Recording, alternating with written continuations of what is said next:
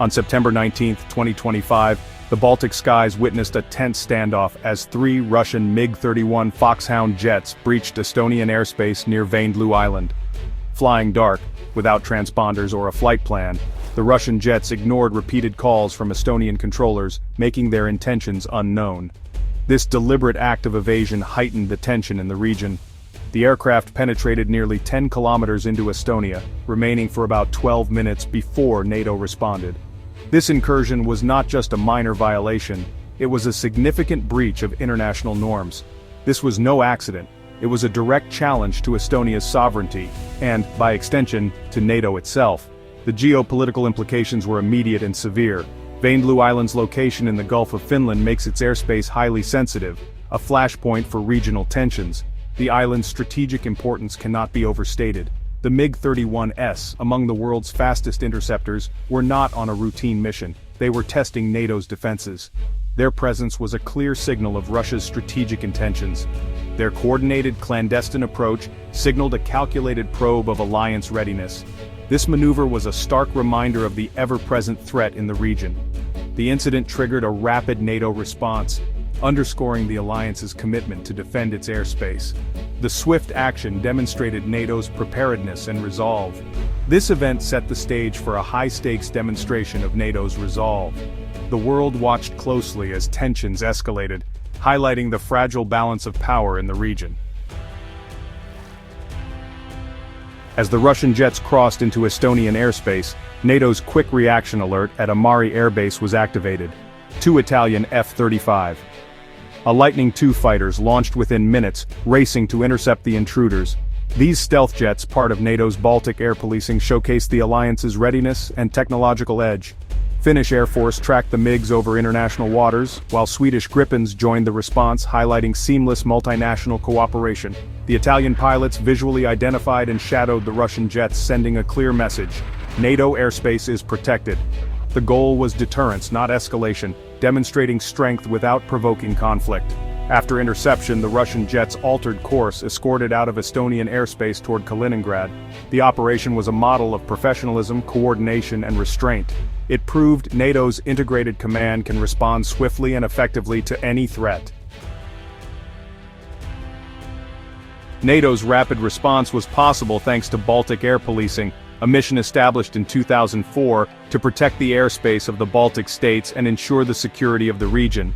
This mission began when Estonia, Latvia, and Lithuania joined the alliance, marking a significant expansion of NATO's collective defense responsibilities.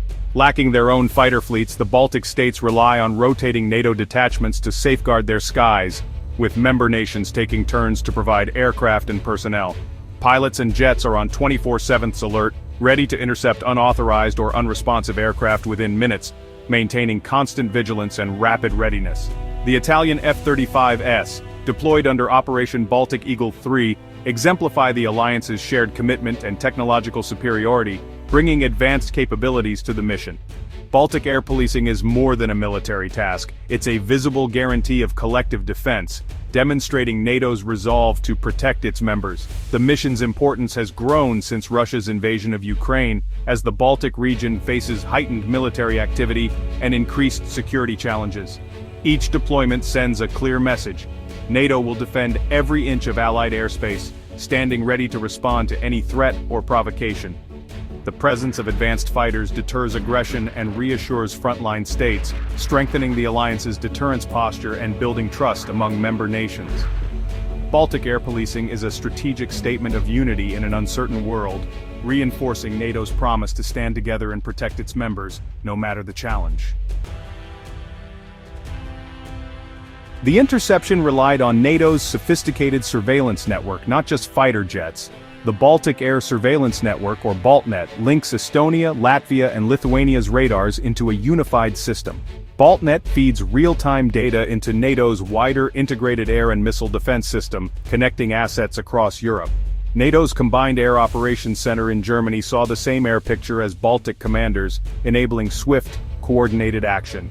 Airborne early warning aircraft, flying radar stations, augmented ground-based sensors tracking the Russian jets from takeoff. This layered surveillance gave NATO ample warning and irrefutable evidence of the violation. The seamless integration of technology and multinational cooperation is NATO's decisive edge. It ensures that no threat goes undetected or unanswered. The September 19th incursion was the fourth Russian violation of Estonian airspace in 2025 alone, a clear escalation.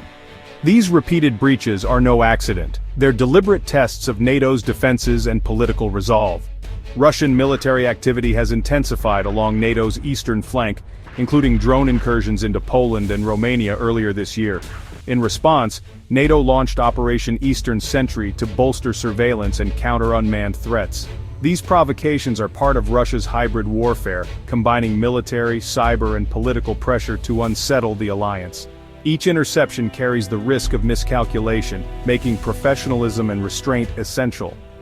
Russian pilots often fly aggressively, increasing the danger of escalation. NATO's high operational tempo sharpens allied skills and interoperability, even as it strains resources. Ultimately, these encounters test and strengthen NATO's unity and readiness. Estonia's response was immediate and resolute. The foreign ministry summoned Russia's charge d'affaires, lodging a formal protest and presenting evidence of the violation. European leaders, including EU High Representative Kaja Kallas, condemned the incursion as a dangerous provocation.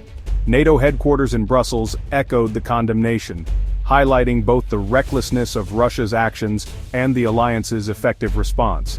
These statements sent a unified message. NATO will not tolerate intimidation or violations of allied sovereignty. Public condemnation and diplomatic protests are vital, reinforcing that such actions have consequences beyond the military realm. Rather than sowing division, Russia's provocations have strengthened allied solidarity. The incident underscored the importance of collective security measures like Baltic air policing. International unity further isolates Moscow and reaffirms NATO's unwavering resolve. It's vital to distinguish between interception and direct military engagement. NATO pilots operated under strict peacetime rules: identify, monitor, and escort, never escalate unless absolutely necessary. The goal is to enforce sovereignty and de-escalate, not provoke conflict. This contrasts with past incidents like Turkey's 2015 shootdown of a Russian jet, which triggered a diplomatic crisis. Over Estonia, the F-35's presence alone was enough to compel the Russian jets to withdraw peacefully.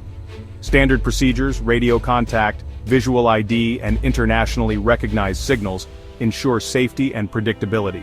This disciplined approach is a cornerstone of NATO's defensive posture. The alliance's strength lies in its ability to deter aggression while avoiding unnecessary escalation. Russia is shown that provocations will be met with firm, measured responses, not rash action. This balance of strength and restraint is key to regional stability. The September 19th interception highlights the new security reality in the Baltic, where tensions between NATO and Russia are more visible than ever before. With Finland and Sweden now part of NATO, the Baltic Sea is almost entirely encircled by alliance members. This fundamentally alters Russia's strategic calculus, limiting its freedom of movement and increasing the pressure on Moscow's military planners. Moscow's increased airspace violations are a direct response to this shift, aiming to assert its presence, test NATO's resolve, and send a message to both the alliance and its own domestic audience. For Estonia, Latvia, and Lithuania, the incident reaffirms the necessity of NATO's security guarantee and underscores just how vital Allied support is for these frontline states. The coordinated defense by Italian, Finnish, and Swedish jets is a powerful demonstration of alliance solidarity, showing that NATO's collective defense principle is more than just words.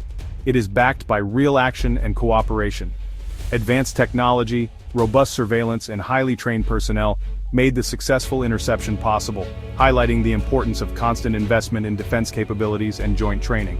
NATO must maintain this high level of readiness and cooperation as Russian probing continues, adapting to new threats and ensuring that deterrence remains credible. The standoff over Vaindloo Island is a stark reminder of Europe's fragile peace and the stakes of vigilance, where even small incidents can have far-reaching consequences for regional stability. The Baltic skies remain a critical frontier where NATO's unity and capability are tested daily, and where the balance between deterrence and escalation must be carefully managed to preserve peace.